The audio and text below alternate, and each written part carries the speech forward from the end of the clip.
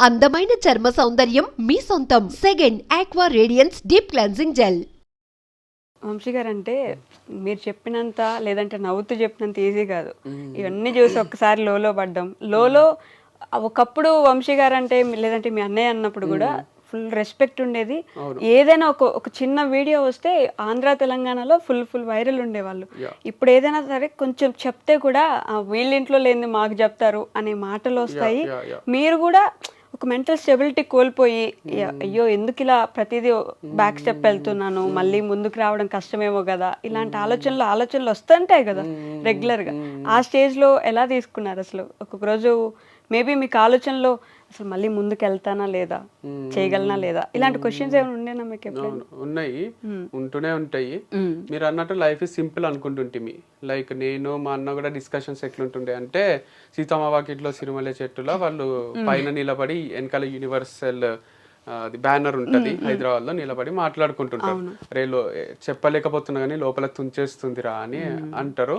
అదే బాధ ఉంటది మా లోపల కూడా, మా కళ్ళలో కూడా ఒక పెయిన్ ఉంటది. అందుకే సో అట్లా మేము డిస్కస్ చేస్తున్నప్పుడు అంతా కూడా అక్కడ ఒక డైలాగ్ అంటాడు మహేష్ బాబు, అరే ఇంకెన్ని చూడాలి మనము, ఎన్ని చూసినామని ఫస్ట్ అమ్మాయిల పేర్లు అవి చెప్పి, తర్వాత రేపొద్దున మనకు ఇద్దరికి పిల్లలు వచ్చేసి ఉడ్డగాళ్ళు వచ్చి వాళ్ళు తిరుగుతుంటే ఆడుకుంటుంటే ఇది అది అని మాట్లాడుతుంటారు.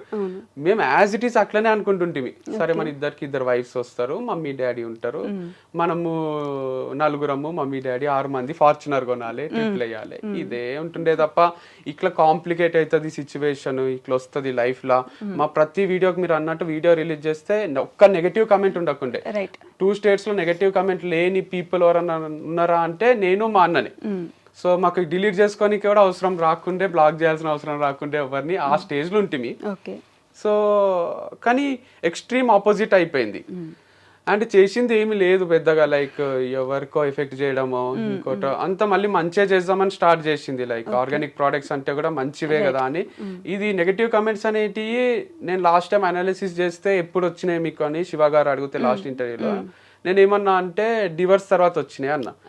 యాక్చువల్గా డివర్స్ తర్వాత రాలే, నా పెళ్ళయినాక కూడా చాలా లిమిటెడ్ ఉంటుండే. ఎప్పుడైతే మేము ఇద్దరం కలిసి బిజినెస్ స్టార్ట్ చేసినామో అప్పుడు స్టార్ట్ అయింది. వీళ్ళిద్దరు ఆర్గానిక్ ప్రోడక్ట్స్ అమ్ముతారా, హనీ అమ్ముతారా, తక్కువకు తెచ్చి ఎక్కువకు అమ్ముతున్నారా, కీక్లా చేస్తున్నారా, మీన్ అంటారా చాలే మస్తు చూసినాంలే, మీరు మోసం చేస్తున్నారు ప్రజల్ని, మీరు లేట్ గా పంపిస్తారు, ఇది అది అని అందరూ అప్పుడు స్టార్ట్ చేసిండ్రు. అంటే ఎంతమంది అడ్మైర్ చేసిండ్రో వైఫ్ అండ్ హస్బెండ్ ఇట్లా చేయడము, అంతమందికి జెలసీ ఫ్యాక్టరా మరి లేదా నిజంగానే వాళ్ళకు ఎక్కువ ప్రైజెస్ అనిపించి కోపం వచ్చిందా, లేట్ గా పంపించడం వల్ల హర్ట్ అయిండ్రా, కానీ ఆ నెగటివిటీ అనేది అప్పుడే స్టార్ట్ అయింది నాకు. సో కమెంట్స్ ఆఫ్ చేసుకున్నది కూడా ఫస్ట్ టైం జీవితంలో నా మ్యారేజ్ లైఫ్ స్టార్ట్ అయిన తర్వాతనే నెగటివ్ కమెంట్స్ పెడుతుండ్రి, మీరు ఇద్దరు తోడు దొంగలు ఇట్లాంటివి వస్తుండే. సో ఎక్కడ స్టార్ట్ అవుతుంది అంటే, మనము ఫ్రీగా చేస్తున్నాం పని అన్నంత వరకు పెద్ద ఎఫెక్ట్ చేయదు ఎవరిని.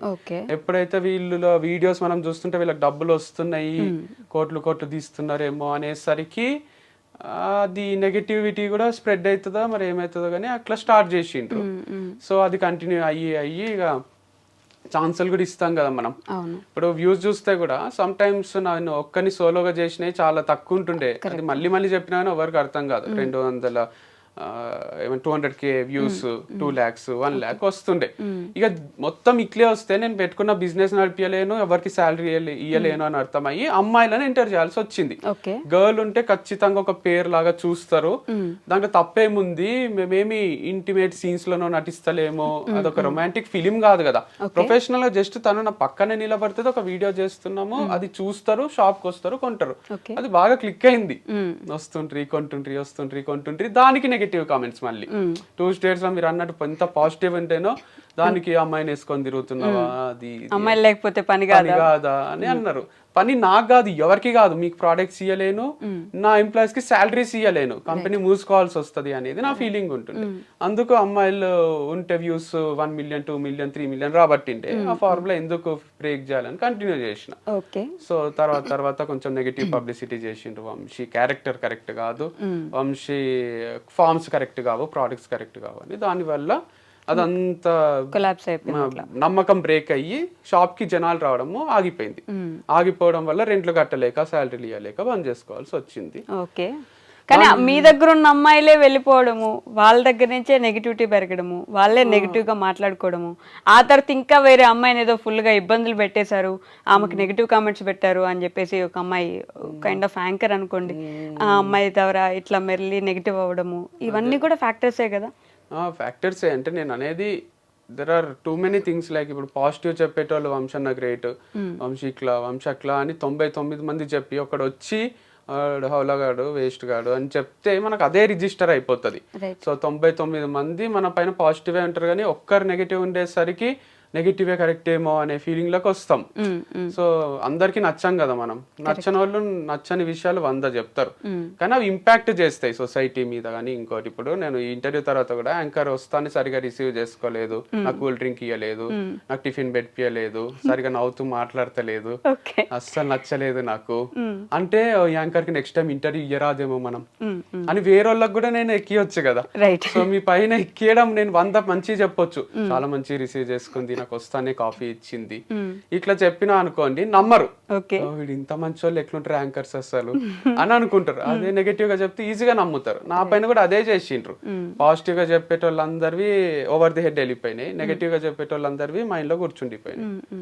దాని వల్ల అలా అని అందరూ మహర్షులు కాలేదు కదా, ఋషులు గారు మహర్షులు గారు, అందరి దగ్గర కొన్ని మిస్టేక్స్ ఉంటాయి, యాక్సెప్ట్ చేయలేరు జనం. ఫస్ట్ థింగ్ గొప్పగా చూసాం కదా, ఇప్పుడు ఇలా చూడలేకపోతున్నాము, లేకపోతే మరీ ఎంత గొప్పగా చూస్తే తట్టుకోలేమేమో, 2 ఫ్యాక్టర్స్ ఉండొచ్చు కదా.